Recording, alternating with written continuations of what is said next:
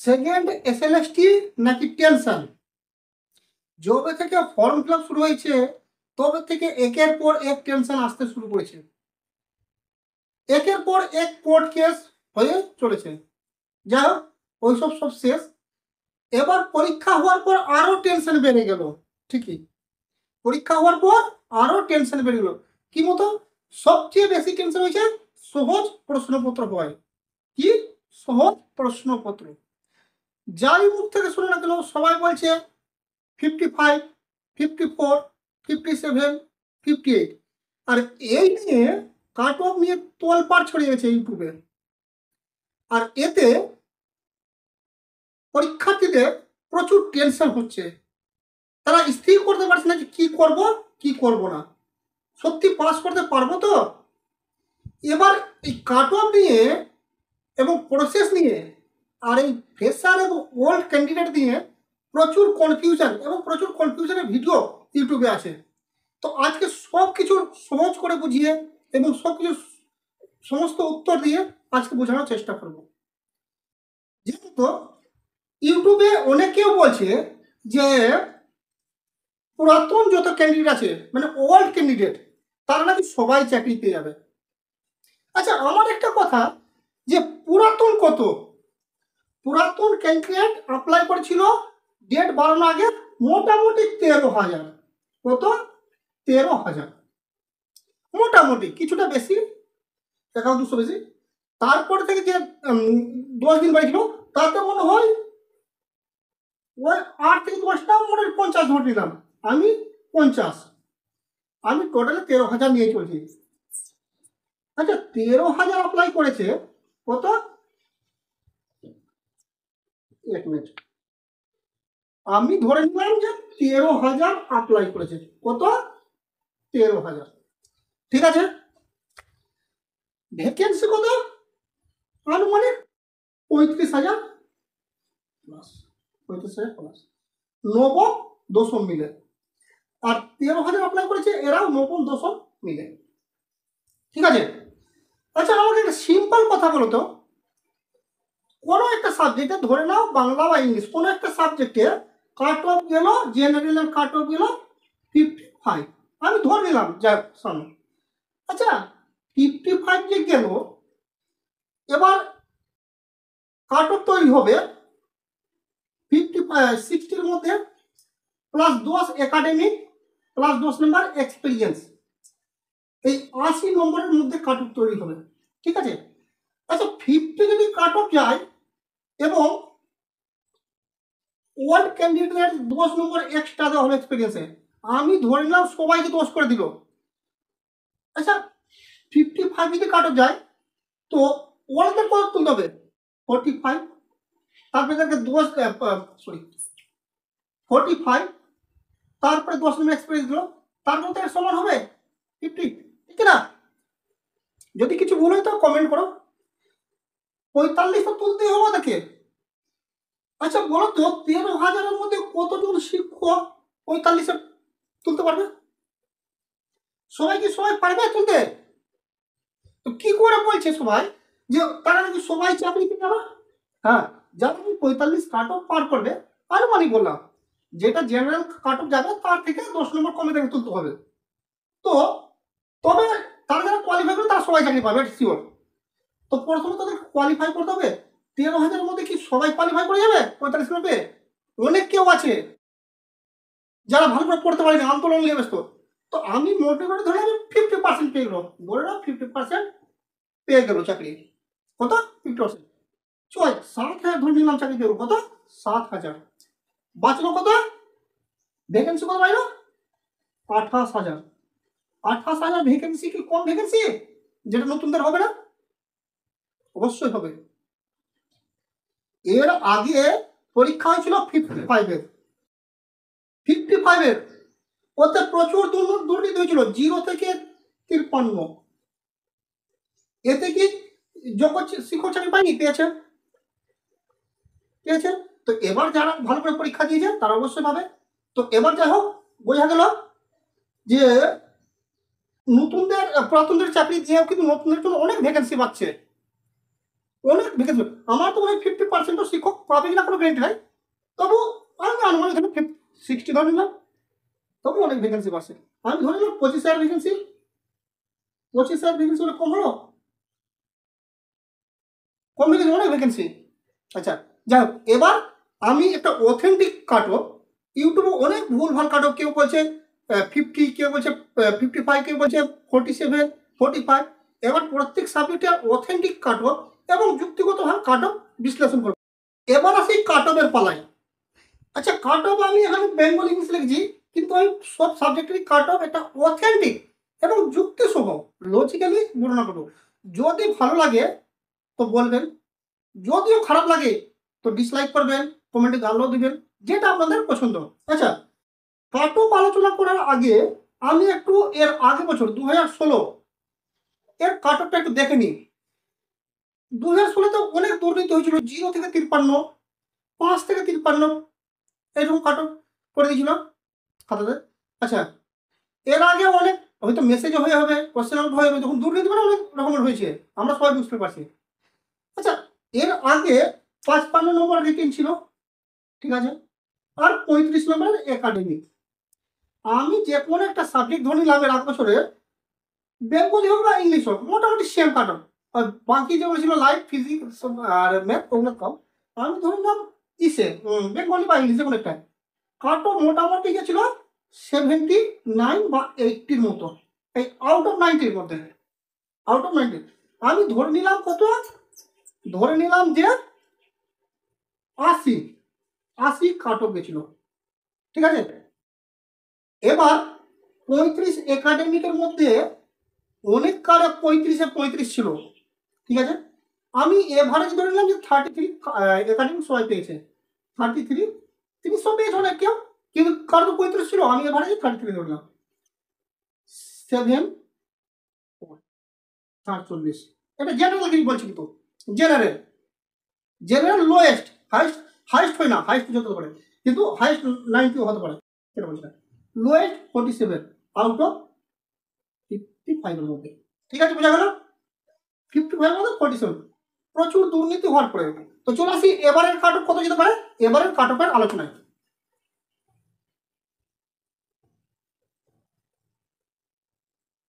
তো এবারের cut off আলোচনায় আসি বেঙ্গলি। বেঙ্গলিতে কোশ্চেন, কোশ্চেন মোটামুটি সব সাবজেক্টে ইজি হয়েছে। বেঙ্গলি ইংলিশে ইজি মানে ইজি, ভালো ইজি। ইতিহাস ভূগোলে যেরকম কোশ্চেন অন্যান্য পরীক্ষায় সেরকম না, তার তো অনেক ইজি। তো ইজি হলেও বেঙ্গলিতে মোটামুটি 3 থেকে 4টা কোশ্চেন গ্রামারের, ব্যাকরণের কিন্তু কনফিউজিং কোশ্চেন ছিল, টেক্সচুয়ালের 1-2টা কোশ্চেনও কনফিউজিং ছিল। তো 3-4টা কোশ্চেন কিন্তু কনফিউশনের আছেই। মানুষ যতই বলুক না কেন আমার 57 58 আসুক, রেজাল্ট বেরালে সেটা দেখা যাবে। না এসছে কারো 59 এসছে, 60 এসছে ওজনের। সিজিএল পরীক্ষা যখন হয় তো পরীক্ষাগুলো কেউ বলে আমি 190 185, সে বলে এই কাট অফ 180 বা 89 চলে যায় না, কাট অফ থাকে 150 করে। তো বেঙ্গলি, বেঙ্গলি সাবজেক্টে জেনারেল কাট অফ কত যেতে পারে, জেনারেল আমি যেটা এখানে বলবো সেটা শুধু মেলদের জন্য, ফিমেল 1 নম্বর বা 2 নম্বর কম করে নিতে পারো, ফিমেল 1 নম্বর বা 2 নম্বর কম করে ধরতে পারো। আচ্ছা জেনারেল, বেঙ্গলি জেনারেল কত যেতে পারে, বেঙ্গলি জেনারেল আমার মতে 54 পেলে ডাক পাবে। এবার 54 কাদের জন্য, যাদের একাডেমিক দোষে দোষ আছে, যাদের একাডেমিক দোষে দোষ আছে। একাডেমিক কারো যদি 8 থাকে তাকে 56 তুলতে হবে, 1 নম্বর প্লাস মাইনাস হবে, 1 নম্বর প্লাস মাইনাস হবে, কারণ কাট অফ তো আমাদেরকে কেউ কাউকে এসএসসি বলেনি, সবাই একটা এক্সপেরিয়েন্স এবং লজিক দিয়ে আলোচনা করে। তো 54 যদি এসে থাকে তবে নিশ্চিত নিশ্চিত ইন্টারভিউ এবং ডেমনস্ট্রেশনের জন্য প্রস্তুত শুরু করলাম, +-1। এবার ফিমেল এখান থেকে 1 নম্বর বা 2 নম্বর মাইনাস করে নাও। ওবিসি, ওবিসি আমার মতে ওবিসি আর জেনারেল কাট অফ কিন্তু খুব কম বেশি হবে না, তবু 52 থেকে 53, 52 53 এটা হতে পারে। SC, SC 55 plus 50 plus 50 plus 50-এর নিচে কিন্তু কোনো গল্প হবে না, কারণ কোশ্চেন ইজি থাকায় অনেক ক্যান্ডিডেট এসসি আর ওবিসি থেকে জেনারেলে ঢুকবে। তো 50 প্লাস থাকলে বেঙ্গলিতে চান্স পাবে।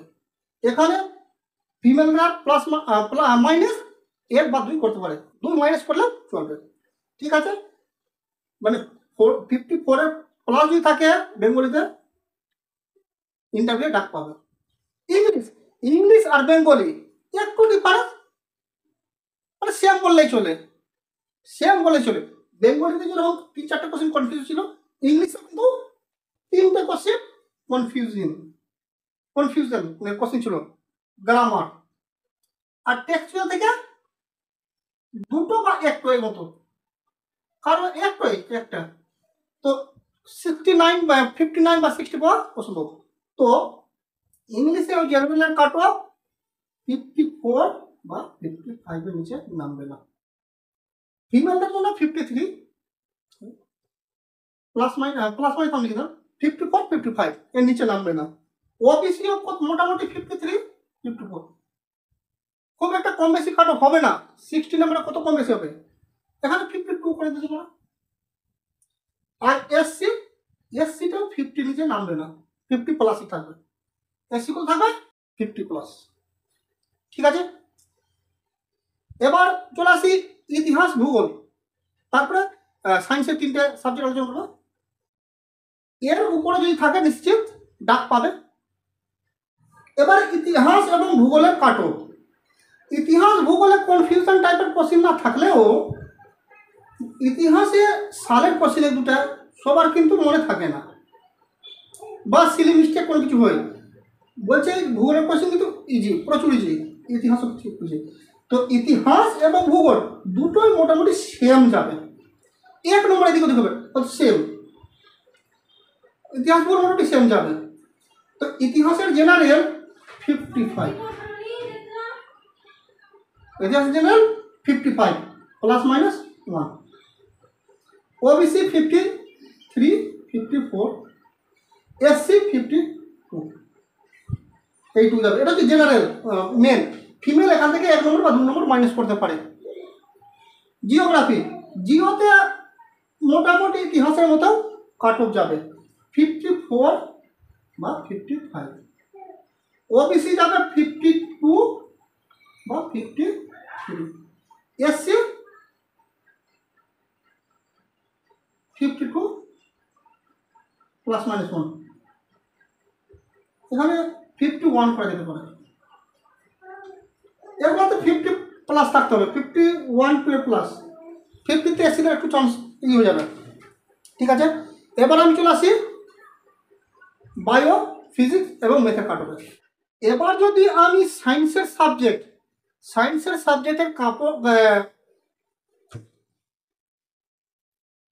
এবার যদি আমি সায়েন্সের সাবজেক্টের কাট অফ অনুমান করি, তো আর্টসের সাবজেক্ট থেকে সায়েন্সের সাবজেক্ট একটু কঠিন এবং এতে নম্বর তোলা অনেকটাই কঠিন। আর এর প্রশ্নপত্র আর্টসের তুলনায় একটু কঠিন হয়েছে। তো বায়োতে কোশ্চেন কিন্তু ছিল, মডারেট লেভেলের ছিল। তবে বায়োতে জেনারেল মেল 50 যদি কেউ পায় 50 প্লাস তবে নিশ্চিত বায়োতে 50 প্লাস। মেল, ফিমেল -2 নাম্বার করতে পারে। আর এই 3টে সাবজেক্টে ভ্যাকেন্সিটা প্রচুর, এই 3টে সাবজেক্টে। এর জেনারেল যদি কেউ 50 প্লাস পায় তবে ডাক পাবে, এমনকি সিলেকশনও শিওর হয়ে যাবে। ওবিসি বলে দিচ্ছি, ফিমেলরা -2 করতে পারে। ওবিসি 48 প্লাস মাইনাস 1 হবে, এসসি 46 যদি কেউ পায় প্লাস তবে ইন্টারভিউ ডাক পাবে, +-1। ফিজিক্স এর থেকে একটু কম, প্রায় সেম থাকবে তবে একটু কম, এটা 49 থেকে 50 মেল, ফিমেল 2 নম্বর মাইনাস করতে পারে। OBC 48 plus minus 1, SC 46 plus minus 1, ফিমেলরা মাইনাস করতে পারে। মেথ তুলনামূলক কিন্তু এর দুটো থেকে মেথের কোশ্চেন একটু কঠিন আর ক্যালকুলেটিভ, আর ব্যাপার হচ্ছে একটা টাইমের ব্যাপার আছে। তো মেথ যদি জেনারেল মেল 45 পাই, 45 প্লাস, তবে ডাক পাবে 45 প্লাস মেথ, আর ফিমেলরা -2 মানে 43 প্লাস। ওবিসিরা এখানে 43, 44, এসসিরা 41 থেকে 42 পেলে ইন্টারভিউ ডাক পাবে। এবার কথা হচ্ছে কাট অফ নিয়ে দেখলাম আমরা কেউ ভগবান নয় বা এসএসসিতে আমরা কেউ বসে নই যে কাট অফ আমরা বলে দিলাম, বা এসএসসি আমাদের জানিয়ে দিয়েছে আমরা বলে দিলাম। কাট অফ এখানে 1-2 নম্বর কম বেশি যেতে পারে। আচ্ছা, আমি এখানে একটা কথা বলছি যে আমাদের পরীক্ষার রেজাল্ট কবে দিবে? পরীক্ষার রেজাল্ট দিবে অক্টোবরের শেষে, অক্টোবরের লাস্ট উইক, আর ইন্টারভিউ শুরু হবে নভেম্বরের ফার্স্ট উইকে। তো মোটামুটি 7 দিন বা 10 দিন টাইম পাওয়া যাবে। তো কাট অফ ধরে নাও যে জেনারেল কোনো সাবজেক্টে, আর্টসের সাবজেক্টে 53 চলে গেল, আমি বললাম বা কোনো ইউটিউব চ্যানেল বললাম 55, আর কোনো মতো 53 চলে গেল। তো ওই 7 দিনে বা 10 দিনে কি প্রিপারেশন করা সম্ভব? যাবে না। ইন্টারভিউর জন্য তো পড়া জানা আছে, ঠিক আছে, কিন্তু ডেমনস্ট্রেশন একটু প্র্যাকটিসের দরকার আছে। ডেমনস্ট্রেশন ইন্টারভিউর জন্য কিছু প্র্যাকটিসের দরকার আছে। তো যাদের কাট অফ আর্টস সাবজেক্টে জেনারেলের 52 বা 53 প্লাস এসছে, এবং এসসি এসটি ওবিসিদের 50 প্লাস এসে, এবং সায়েন্সের সাবজেক্টে জেনারেলদের 55 প্লাস এসে, এবং এসসি এসটি ওবিসিদের 40 প্লাস, 42 বা 41 প্লাস এসে, এখন থেকে ইন্টারভিউ এবং ডেমনস্ট্রেশনের জন্য প্রিপারেশন শুরু করে দাও, কারণ শেষে সময় পাওয়া যাবে না।